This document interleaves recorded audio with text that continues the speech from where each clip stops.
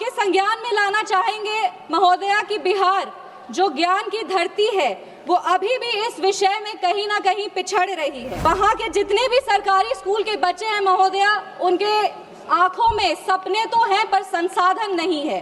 समस्तीपुर लोकसभा के हर प्रखंड में एक अटल टिंकरिंग लैब का निर्माण हो ताकि वहाँ के जो गरीब बच्चे हैं, वंचित बच्चे हैं और ग्रामीण क्षेत्र के बच्चे हैं, उनको भी इनोवेशन और टेक्नोलॉजी में आगे बढ़ने का सामान्य अधिकार मिले।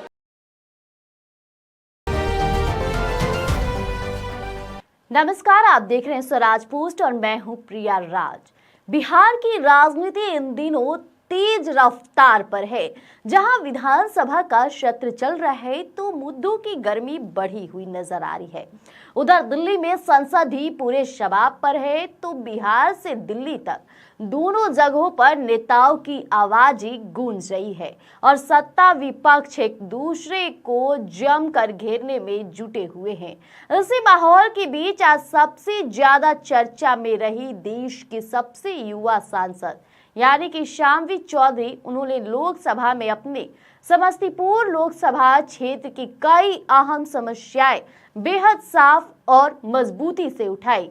शाम्वी चौधरी ने सदन में कहा कि समस्तीपुर में नल जल योजना की हालत संतोषजनक नहीं है और ऐसे में नालियों की सफाई और जल निकासी की दिक्कतें अब भी गंभीर है और कई स्थानीय बुनियादी मुद्दे को तत्काल हल किए जाने की जरूरत है। उन्होंने सिर्फ समस्याएं नहीं गिनाई बल्कि सीधे तौर पर बताया कि किन सुधारों से अब समस्तीपुर को और तेजी से विकास की राह पर लाया जा सकता है। सबसे पहले सुनिए उनका लोकसभा में दिया गया बयान। धन्यवाद सभापति महोदया। सबसे पहले बिहार की बेटी होने के नाते हम आपको और इस पूरे सदन को बिहार की अकल्पनीय और ऐतिहासिक जीत की बधाई देते हैं। बिहार ने पूरे देश में ये स्थापित कर दिया है कि झूठ और नफरत की राजनीति पर विकास की राजनीति हमेशा भारी पड़ती है। सभापति महोदया, आज का जो विषय है वो बिहार के भविष्य से जुड़ा हुआ है।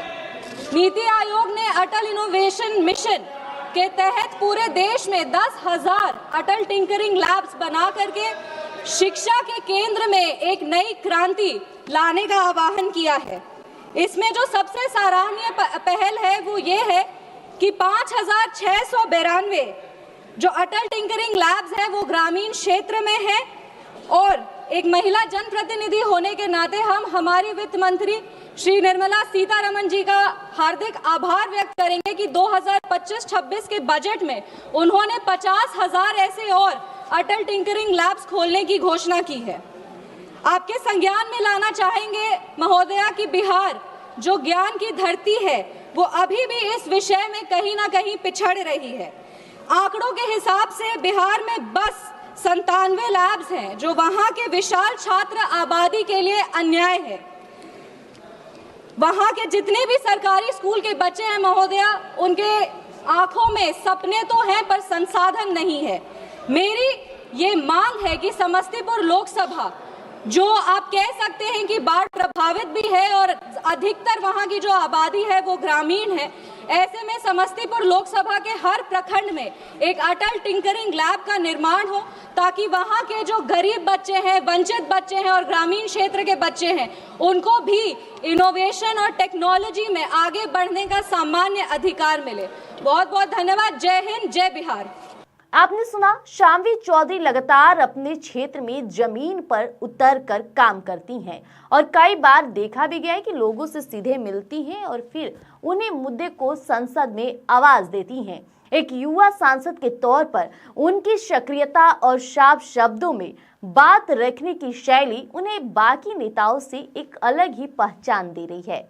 अब सियासी समीकरण की बात कर ले तो चिराग पासवान की एलजेपीआर लंबे समय से अपने MY यानी कि महिला और युवा फॉर्मूले पर जोर देती आई है और यह फॉर्मूला पार्टी के चेहरों में साफ दिखता भी है, चाहे शाम्वी चौधरी और उनके अन्य सांसद हो। महिलाओं में शाम्वी चौधरी, वीणा देवी और युवाओं में चिराग पासवान और राजेश राम ये टीम पार्टी की मजबूत छवि पेश करती नजर आती है। अब बात इतना ही नहीं है, शामवी चौधरी द्वारा सदन में उठाए गए मुद्दे इस बात की पुष्टि भी करती है कि युवा नेतृत्व अभी सिर्फ मजबूत नहीं है बल्कि असरदार तरीके से अपनी आवाज बुलंद कर रही हैं। फिलहाल इस खबर में इतना ही। ऐसी तमाम खबरों के लिए देखते रहिएगा स्वराज पोस्ट। धन्यवाद।